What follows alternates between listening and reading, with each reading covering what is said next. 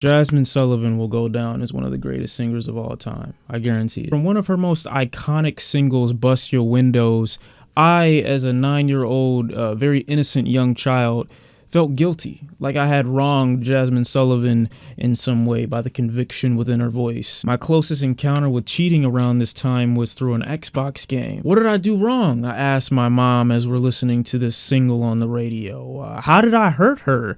I didn't even do anything. I don't even have a car. Why is this woman's voice making me feel so bad? I've never usually needed much in description when it comes to Jazmine Sullivan's music, generally because of how much conviction her pen usually carries. And although her voice can reach heavenly heights, I've always felt this very painful and despondent tone in a lot of her music. Like a woeful, very saddened spirit that's never had the opportunity to fully transition because of too many open doors and too many relationships. If there's one word I personally feel has best represented Jazmine's music over the past decade and some change, I'd feel it'd be betrayed. While on this most recent project, I feel it'd be acceptance.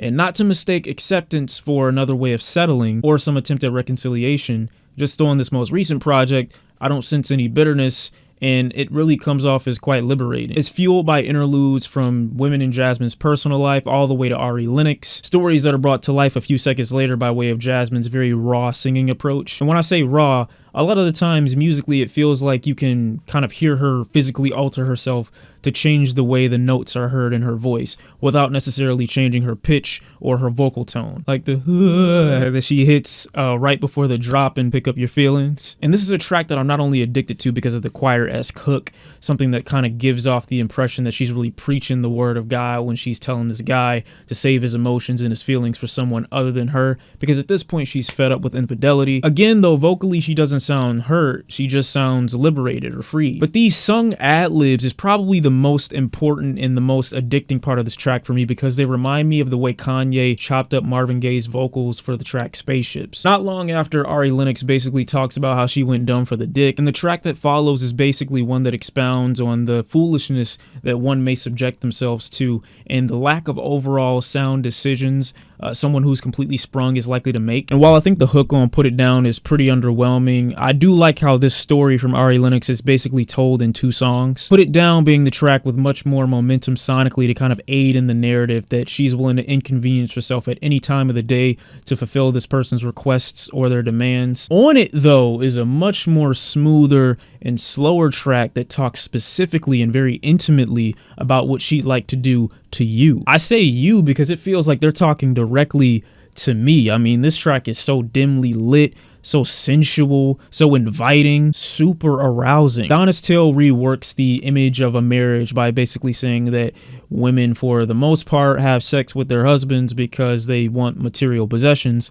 And the only thing that I kind of have an issue with this interlude for is it completely ignores the narrative of not only the last interlude, but the previous 2 tracks. It kind of ignores the sexuality of the average straight woman that just wants to have sex because she's either horny or because she's really infatuated with the person she's talking to, and instead makes it seem like she wants or has to have something in material gain as opposed to just wanting to do it. Anderson .Paak, as usual, doesn't miss on Pricetags. This is a track that kind of delves into the perspective of a woman that's physically turned on by money. She goes from the flows of an early hip-hop artist to very robust singing with a fantastic hook. Honey's in my hand, money, spend them big money, keep that pussy wet. Honey's in my hand. This hook is actually fantastic. Anderson .Paak has a very theatrical and very worried delivery as he's concerned about the amount of money he's spending, whether or not she'll have his back in legal drama. The kid that he had isn't even his. In other words, he's down bad. I love the way the synths peer into this track as well, because though they're very subtle,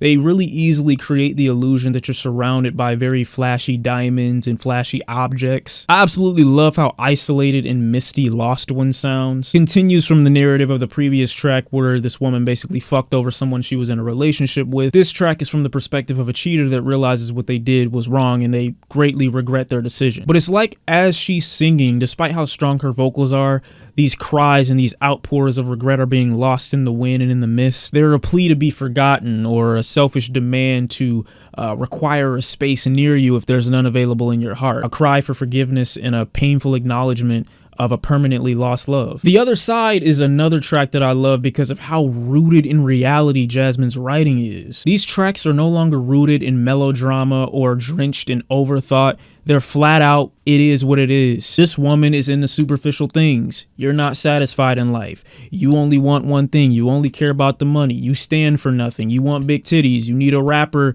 who's popping. These are your life goals. And I gotta bring it back as well because none of these perspectives, despite how non-respectable they may be, are ever shunned in Jazmine's writing. You can tell she's not approaching this idea, though it's not something that most people would aspire to be or aspire to think like. She's not approaching this song idea with a negative connotation or with a biased point of view. She's detailing what this person thinks like and kind of just letting it exist, which I find to be incredibly mature and, you know, thoughtful when it comes to writing a song about perspectives that you might not carry, but ones that you acknowledge. And I feel that's kind of what this album is a bit. You know, it's liberating to the sense that it acknowledges so many different perspectives of the female mind without necessarily demonizing them for not maintaining righteous or very admirable qualities. And I think, you know, the way that she talks about these things in the songs are just really mature and much more grown up than the dramatic tone that a lot of her previous music carried, despite me loving